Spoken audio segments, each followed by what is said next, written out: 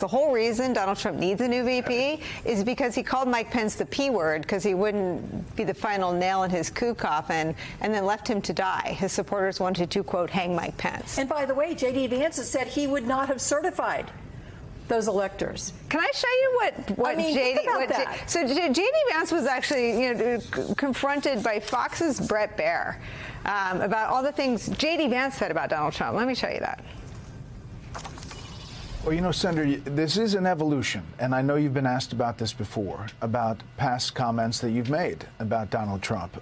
You've said, I'm a never Trump guy, never liked him, terrible candidate, idiot if you voted for him, might be America's Hitler, might be a cynical a-hole, cultural heroine, noxious and reprehensible. I was wrong about Donald Trump. I didn't think he was going to be a good president, Brett. He was a great president. I don't know if the flip-flop doesn't make you throw up in your mouth, the, sycophant he's turned into might. Yeah, I think flip-flopping is baked in the Trump era for Republicans, sadly. As I mentioned, that's why I think the unqualified tag is important. But I think at the base of what you just raised about the reason J.D. Vance is now needed is because Donald Trump's former Vice President Mike Pence has been, disenfranchised by Republicans, but most of Donald Trump's cabinet won't support the former president either, for a fundamental reason. Because Donald Trump did try to topple democracy with violence, and Mike Pence refused to do it. And this is important to the context of what we saw in Butler. We don't know the shooter's motivations. Let's say it was political violence, politically motivated. That shooter almost interrupted democracy through violence, through a bullet. On January 6th, Donald Trump led an insurrection to interrupt democracy.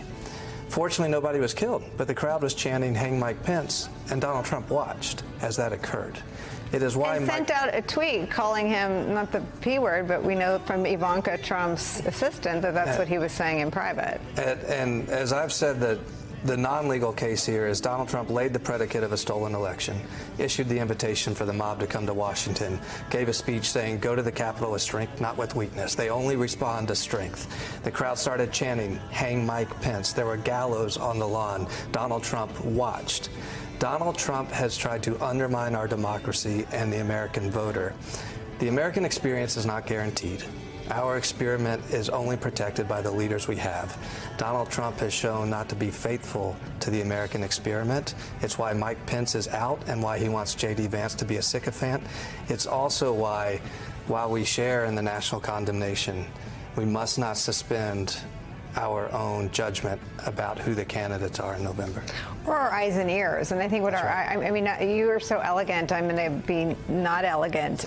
If this were dating and Trump were the guy and the first girlfriend that was dating him was Mike Pence, and you say, well, it's not you, it's him. I mean, he left you to actually die. They were chanting, hang Mike Pence, and he said, yeah, go for it, basically. You would warn the next guy that it might happen to you, too. But I actually can't get beyond, I've spent 8 years covering Donald Trump, and I've had a lot of critics of Donald Trump on, and a lot of people on the right want to point to the media's coverage. No one has been more vicious to Donald Trump than J.D. Vance. Listen to these insults. He called him a, quote, cynical a-hole. He called him, quote, cultural heroine. He called him, quote, America's Hitler. He said this, Hillary Clinton's campaign was injured because she called his supporters deplorable. J.D. Vance goes farther. J.D. Vance said this, quote, you're an idiot if you voted for Donald Trump. He said he was a, quote, terrible candidate. He described himself as a, quote, never Trump guy who, quote, never liked him, Donald Trump. Yeah, and the interesting thing here is what this says about J.D. Vance's character. Because he says, oh, well, I didn't realize what a great president he was going to be. I got news for everybody. J.D. Vance doesn't believe he was a great president. I don't know any Republican senators that believe that Donald Trump was a great president. And the people that were around him that provided some kind of measure of, no, you can't do that. You can't call out the military to attack protesters in America. And no, you can't do that. You can't go down to the border and just start shooting people. Those people are all gone. And the idea that they picked this guy shows that they're sure that he would never stand for the Constitution before he would stand for Donald Trump.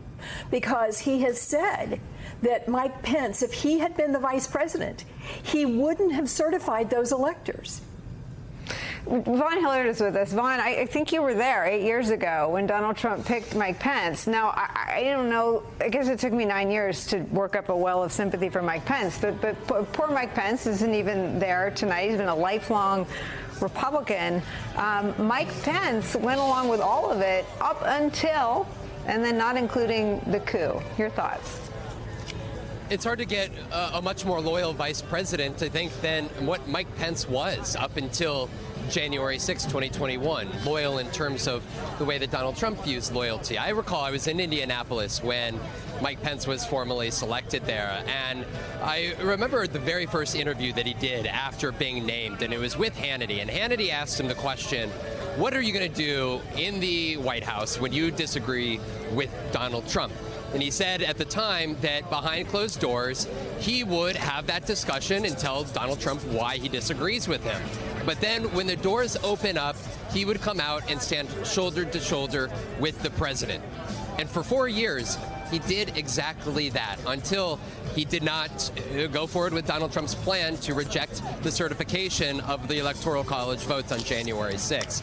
And I covered Mike Pence as he went internationally around the country, 3 different foreign trips that I went around the world with him on, and every step of the way, I think he represented the Trump administration in the best light that he could in terms of the agenda, in the way that the U.S. has typically been represented by U.S. presidential administrations of both parties. And so I think to get to this point here with J.D. Vance, I think it shows the level of forgiveness that Donald Trump is willing to offer those who come back to him within this Republican Party. And when, Mike Pence made the decision to go and challenge Donald Trump for the presidency, he well knew that it was going to be an uphill battle. He had watched Liz Cheney handily lose, overwhelmingly lose, in her primary against Harriet Hageman. He watched candidate after candidate go and try to stand up to, the Trump-backed candidates, and yet he still went forward with running for the presidency himself.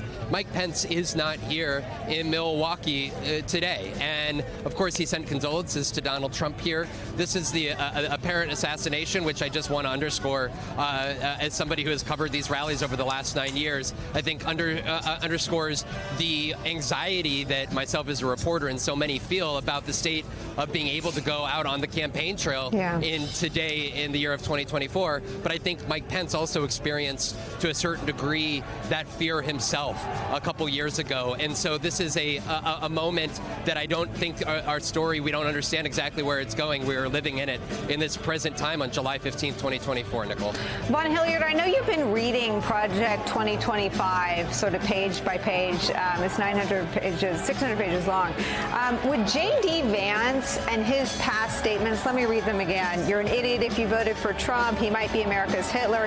He's a cynical a-hole. He's cultural heroin, obnoxious and reprehensible. Right. Would he pass the loyalty test as outlined by John McEntee and the folks that created Project 2025 to work in a Trump administration if he wasn't the VP pick? I'm not sure what the statute of limitations is on statements for the team that is putting that personnel together. But let me tell you why J.D. Vance is intriguing real fast, in a nutshell, if I could, for the Project 2025 folks. And that's because of the ability to make civil servants and turn them into political appointees. J.D. Vance has been on the front lines of articulating that, in his words, that 90% of the federal workforce, in his words, are liberals, that at the department and agency level have been barriers to being able to implement conservative policies, and that the Trump administration for 4 years was not able to be as effective as they wanted to be because of liberals, in the words of J.D. Vance, who were in the executive branch under departments and agencies. And J.D. Vance, over the last 2 years, has been on the front lines of calling for what is known Schedule F. This is something that Donald Trump signed as an executive action in October of 2020, just before leaving the White House, which converted a great share of federal workers and made them political appointees so that they would be more easily able to be fired and replaced by conservatives who, again, Project 2025 building this personnel database led by his former director of personnel in the White House, where they would be able to know who was coming in so they could make a more efficient 4 years for Donald Trump. J.D. Vance is somebody who is very astute in understanding how that vision could be implemented at the department and agency levels for a second Trump administration. Hey there, MSNBC fans. I'm Luke Russert, and be sure to join me, Rachel Maddow, Jen Psaki, Lawrence O'Donnell, Steve Kornacki, Joy Reid, and many more September 7th in Brooklyn, MSNBC Live Democracy 2024. Click on the link for ticket information. We will see you there.